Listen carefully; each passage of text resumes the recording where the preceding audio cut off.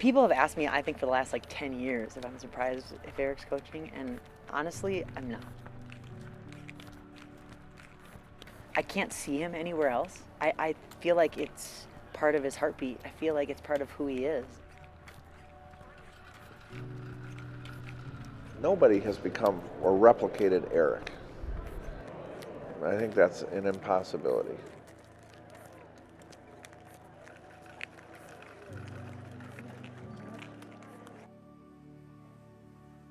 He's made such an impact on ski racing in this country, and he's still out there. It's what gives him life. It's what keeps him going.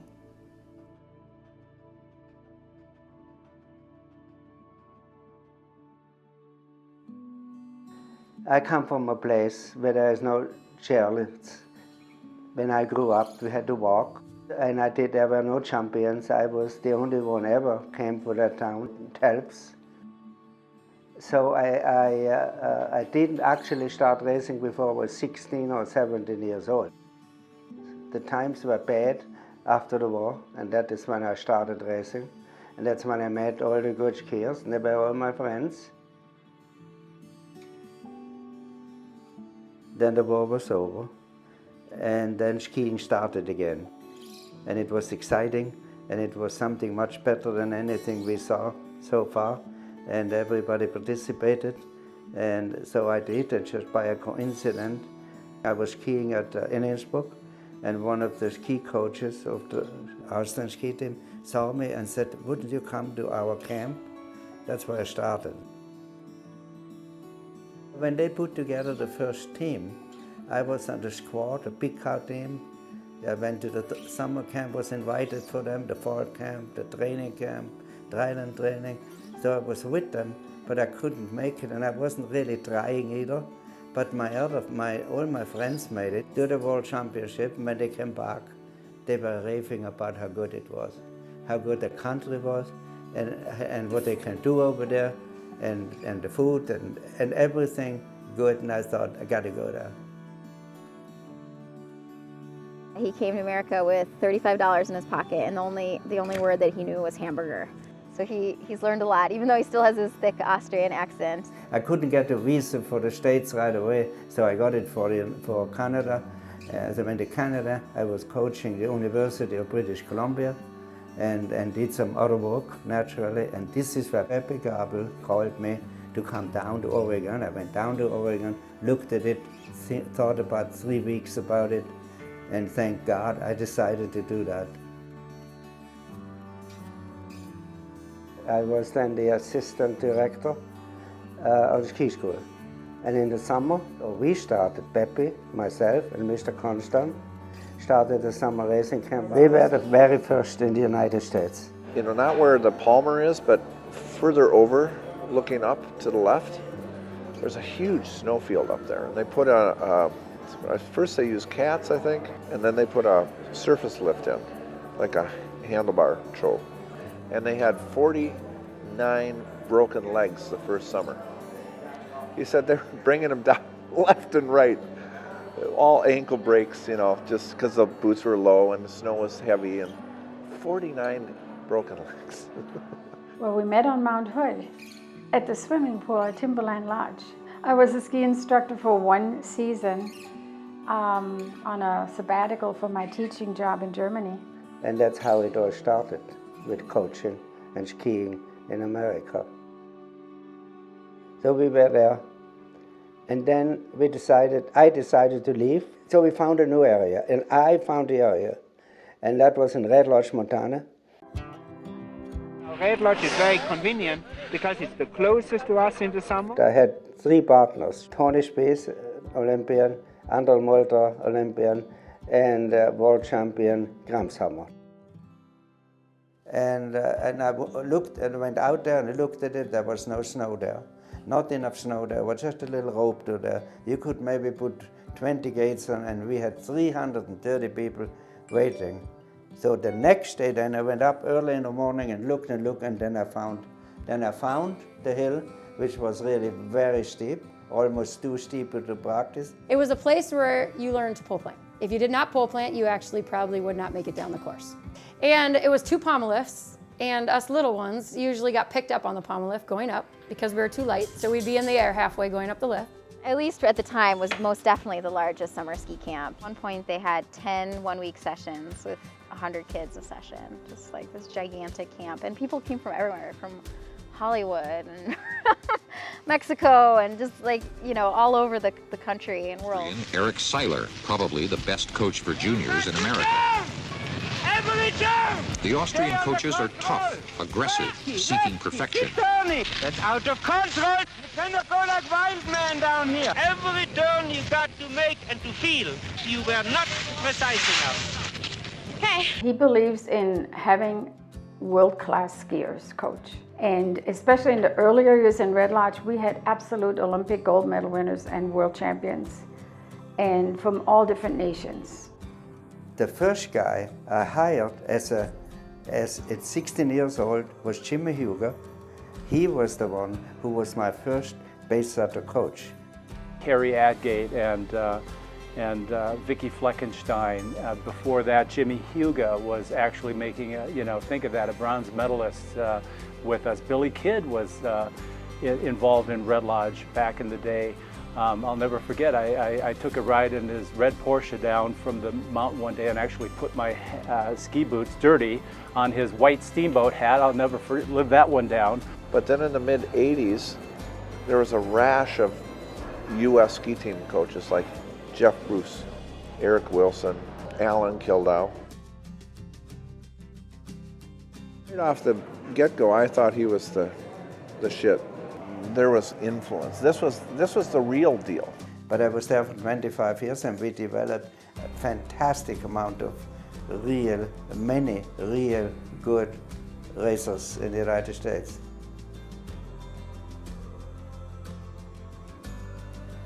I was also the first in Austria on the glacier with another guy, Hugo Nindl. We had a very commercial camp in Hintertux, Austria.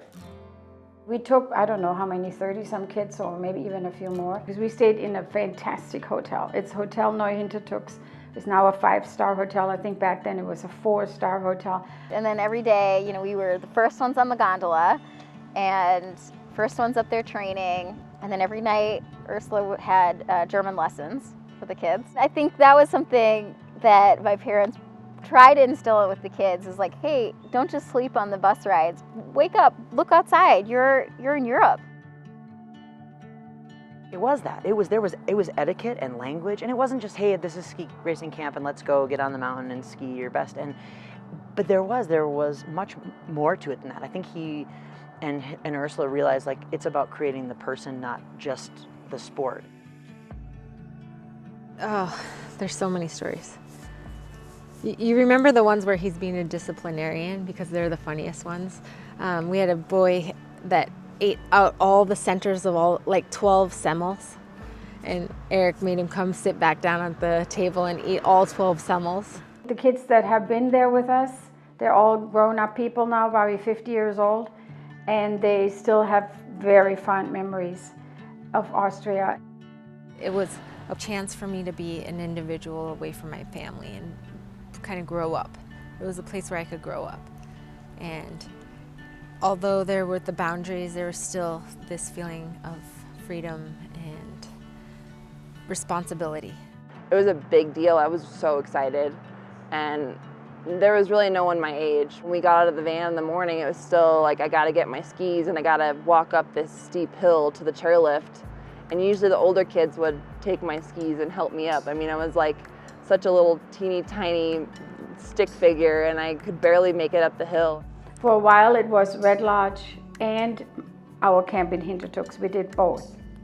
When Red Lodge ended, they sold it. This is where I then met Buck Hillers, because they came to the camp in the summer, because they're in the Flatlands, they have to ski in the summer.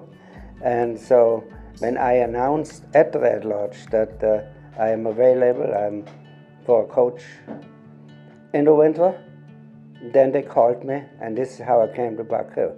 So I thought it's going to be good to go to Minneapolis, where 2 million people live there. I worked for the Stones. That was a super experience. They were my friends also, and we built it up.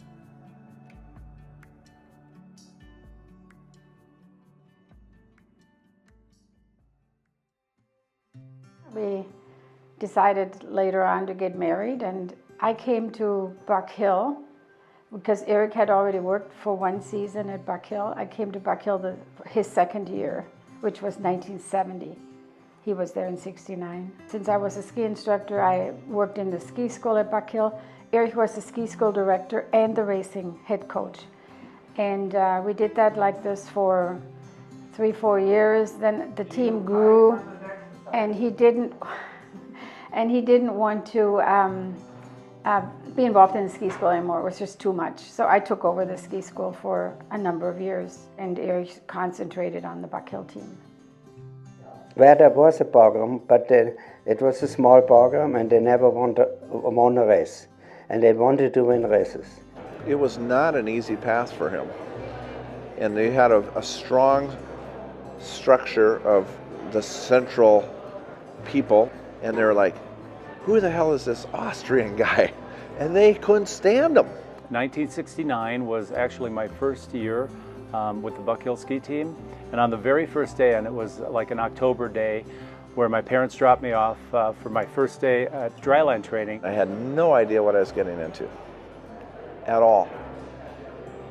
And all I can really remember is we ran 12 miles the first day. Erich on his 10-speed bicycle.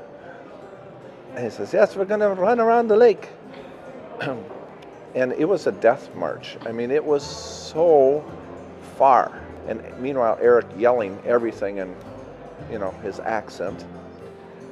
And I remember coming home and riding my bike back to my house and bursting in the door and saying, Mom, I'm joining Buck Hill ski team. I gotta do this. My parents joked because they were laughing that this was going to be a stretch for them financially to put me into ski racing.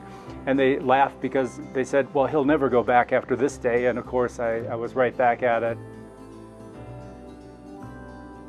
I think it had already grown to maybe 40, 50 racers. He really wanted to have a winner.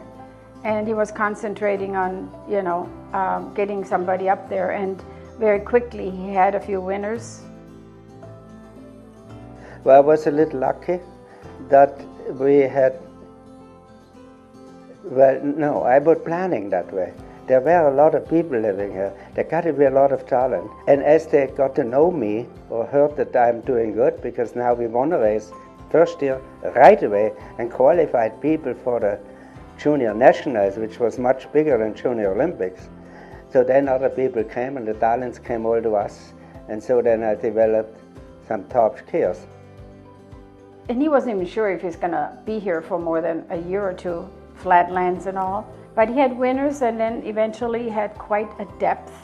There wasn't just one, there were like 5 guys that could win and 3 girls that could win. He kind of shook things up, and suddenly his skiers really became something. And it motivated him to stay and see what he can do overall with the program. It was by far the premier team. Eventually they always had more racers in any given race, from the young ones all the way up to older kids, and of course winning most age classes. Erich brought an injection of passion into the sport and held everybody to a little bit higher level, making firm believers out of all of us that we were not handicapped by growing up in the Midwest. You don't need a big hill to become a technical skier. In fact, Erich always says you only need 15 gates. I think at Buck Hill we typically set 25 to 27 gates. Take advantage of the shortness of the hill, because that's all we have.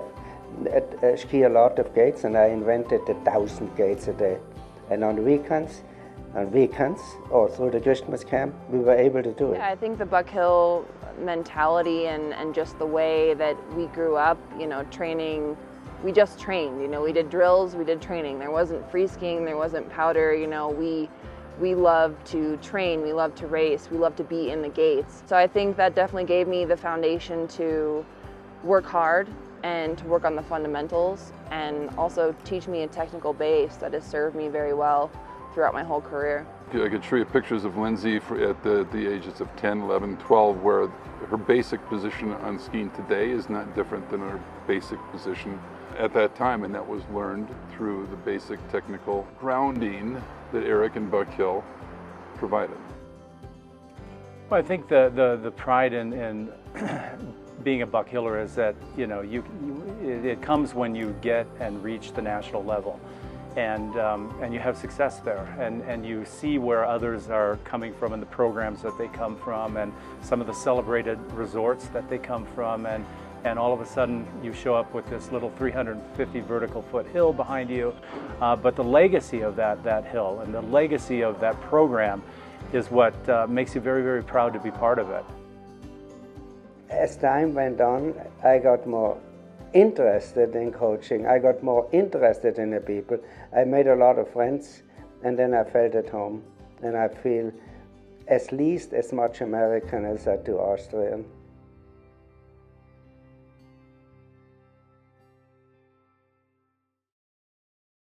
Well, I guess the first one was really Olin, Kildow. Although he didn't live here, but he came here, followed me, and he was good enough that I had him coaching. When he was 16 years old, he was in every camp with me. We were friends. He was the one that really got me going in ski racing and made me a national junior champion. You know, I coached with him before I began to ski well, and with Pepi Gramshammer. And so I understood their method. The next one was Cory. I made the ski team through Buck Hill. You know, so many people in that time frame used to go to different academies and such, and maybe just to the mountains, because at that time, you know, nobody had really made it successfully to the U.S. ski team out of Buck Hill. And so I hung in there, and thankfully in the early mid-70s, I got the tap on the shoulder, and I got my points to where they needed to be, and I got named to the U.S. ski team in 1978. And the one who really put me on the map was Kristina, and I always say she made me famous. We were friends all the way, even when she was on the team, she called, and we kept going. We kept communicating, and it helped her, and she admitted it and said it to everybody in the world. I had a really hard time when I went to the ski team. Solely, I really believe, because of my relationship with Erich, and I didn't know it at the time, but I was so close to him and I trusted him so much, and I kind of took it for granted because that's all I knew. And so when I moved to the ski team and I had all these new coaches, I kind of went in like, okay, this is going to be no problem. But then I realized there was we were starting from zero as far as our relationship and getting to know each other.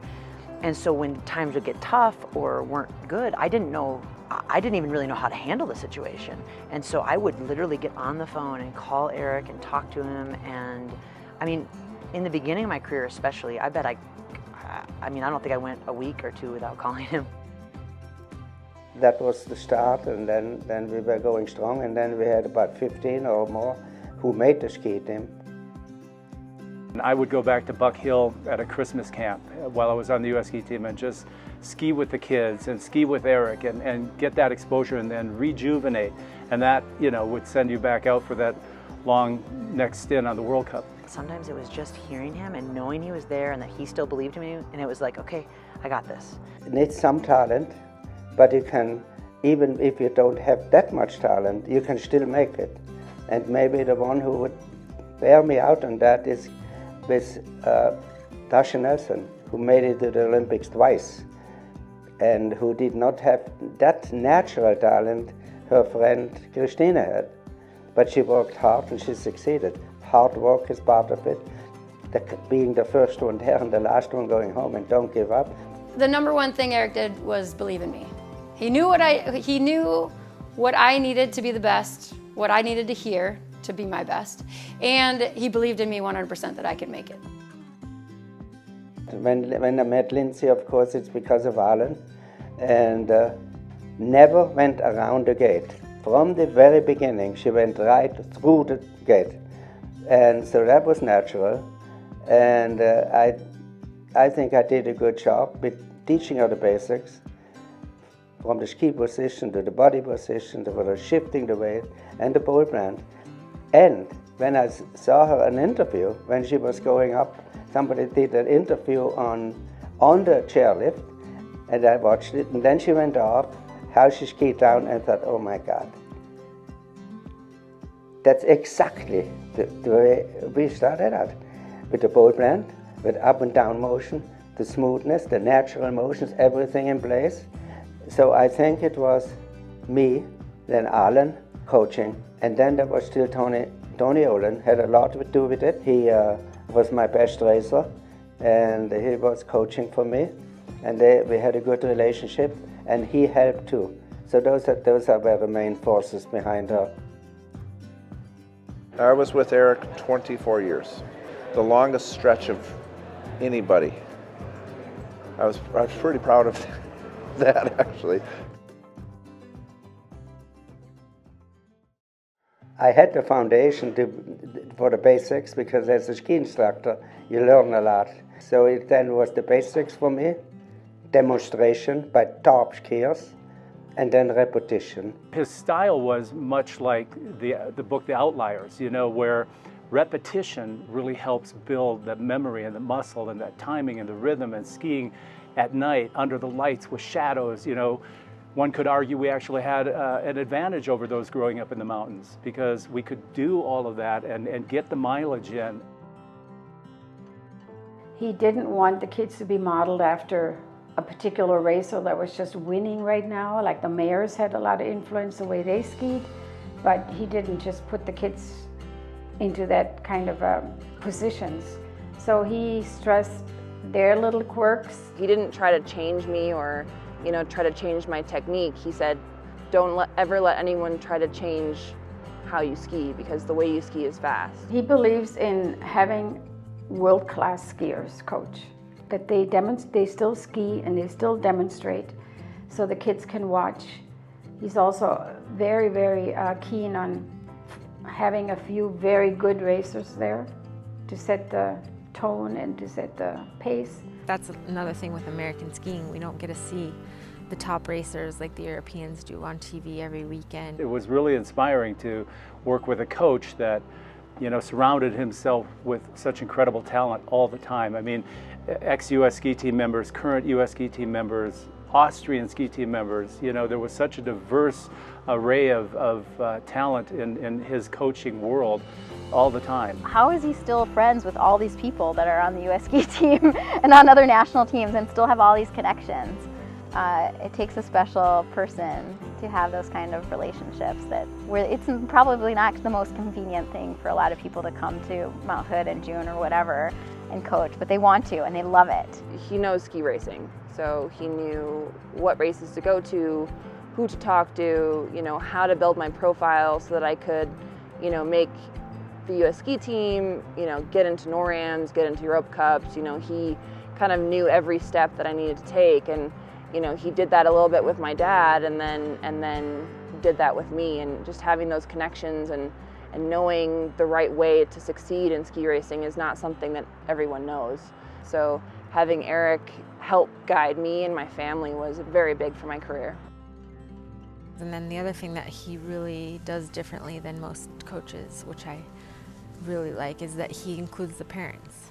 A lot of these kids are fully funded and supported by their parents, and that the coaches push the parents away and say they know nothing and aren't supporting where the kids are coming from. And that's such an important connection and relationship.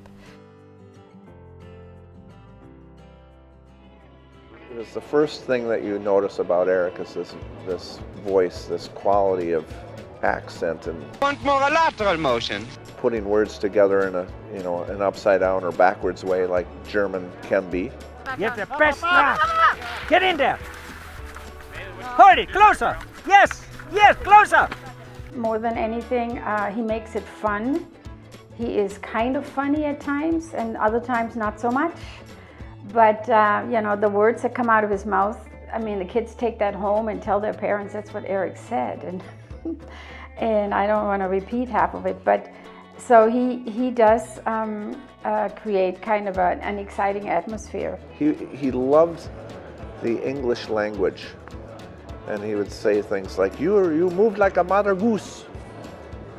You're slow as a turtle.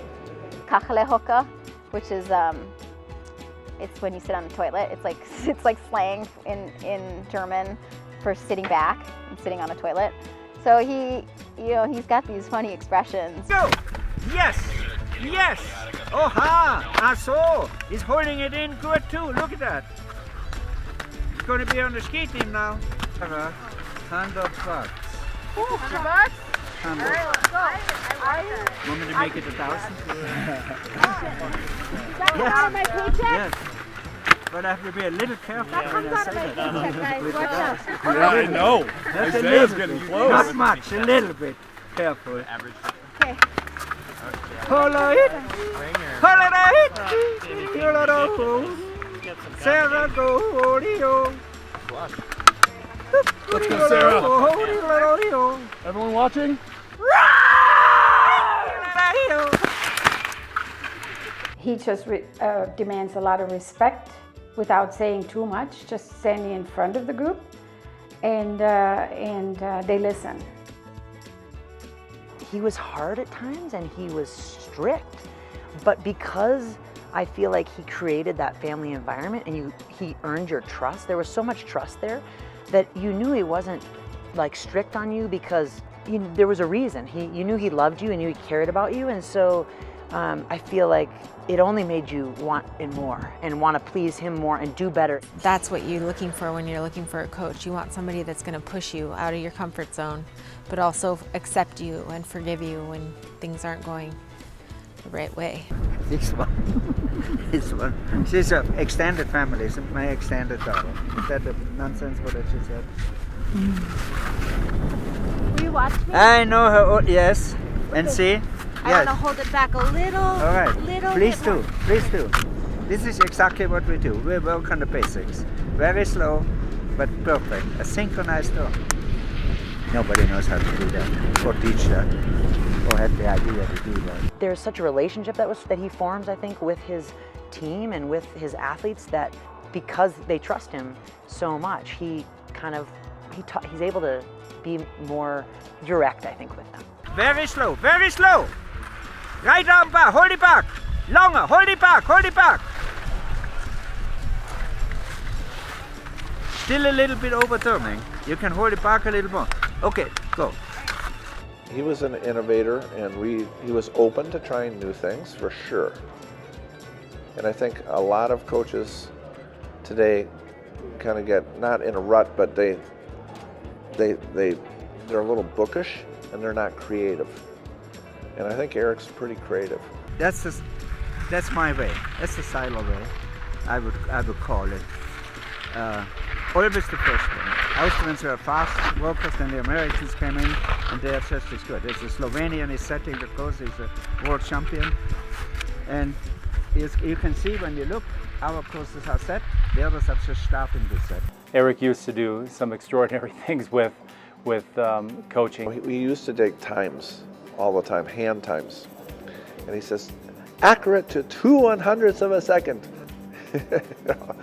And we would have radios and racer ready, go. I got him, perfect. But it was all over the board. But he would kind of use that as a motivator. I was always behind, but I think in a way that might have pushed me more. I mean, he probably was doing it honestly, and I was slow, but I swear I was getting faster and faster, but I was still always behind Martina, always behind Martina. I remember he used to stand at the start with a bamboo stick or gate, and it was a gate, stick now to kids, but it was a gate back then. And he used to swing, and he'd say, and if this hits you in the ass, then you're not going fast enough. He used to have us actually put our hats down over our heads like this, our stocking caps, like yours, with our goggles over the stocking cap. And we'd start at the top of Milk Run and go down, halfway down the hill, and there was a different configuration before. And he said, okay, you come to me. And he'd yell, and so we'd have to go, and it was a trust thing. And then he would go, open, and we go like this. You know? It was awesome. It was perfect because we thought it was fun and it was a game, and what he did was he encouraged us to go faster, and we thought it was fun. It's fun. He has a hard time not skiing the run with you and just settling in as a coach because he's so engaged in every turn that you make and passionate about the results and sometimes over passionate. I don't think he ever crossed the finish line before me, but came close. I tell you an example. I was at Straten Mountain. There was a no-rev race. The world champion was there, was a Swedish guy. And I had about eight buck killers there, I think, and the best was Cory Carlson. And he had, I think he had number 1, 2 or 3, I don't quite remember. But I thought, I am going to ski right outside the course down. That's the worst thing I've ever done. But every gate he skied, I yelled, now, now, now, now, all the way down. I was lucky that I didn't fall because there it was bushes and rocks and trucks and everything in my way. But I made it down, and he said, I heard you in every turn, I heard you, and he won the run. And he didn't win the race, he came in third but made 16 points. Now that was a big step forward. So it helped, and I thought, you have to do that. That can give them good rhythm, and at the same time, it motivates them to be faster, and it gives them a good feeling, makes them feel secure. He's going to help me out there. I have video from when I was just a kid racing, and you can watch him. I go by, and like my mom's like, doo-doo-doo, like there's my little daughter, and then all of a sudden you just see Erich, like into the video view, and he's like, hop, hop, right ski, left ski, right, and it was like no one else is moving, gatekeepers, nobody's moving, but he is just like beelining. But he's got my coat because he's carrying my coat down. I don't know if it's illegal. It's not in a rule book anywhere that you can't follow somebody down. It's a huge distraction. But there's a trust between the racer on the course and hearing that voice, you know that voice right away, and that voice is telling you what to do. When he says something, it matters and it resonates with people, and he just has this really amazing ability to connect with so many people and kids, whether they're 7 or 20 or 35. He can't relate really with the people that are his own age. He needs to be with younger people. He has frankly more in common with them, and then they keep him motivated and young and energized. He made it fun, but he was also had that expectation. He made sure, like, hey, here's what I expect of you. Now we're gonna have a really good time getting there, but this is what I expect. And when you didn't follow through, or you didn't listen to him, or you're disrespectful, I mean, he let you know. And I feel like that's a life thing. I don't think that's even a ski racing thing. I just think what a gift to teach all these kids that, like, here's what I expect of you. And life's fun. Let's have fun getting there, but let's make sure that we're also focused on what we're trying to achieve and in the process.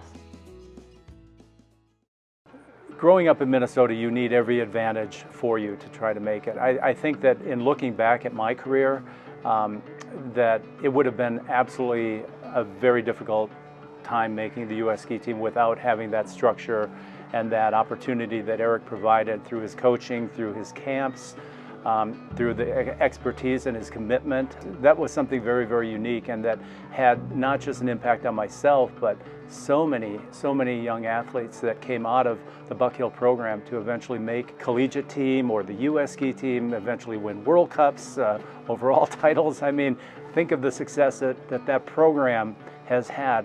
I don't even know if my ski career would happen without Erich. And he always is like, oh no, Kristina, how can you say that?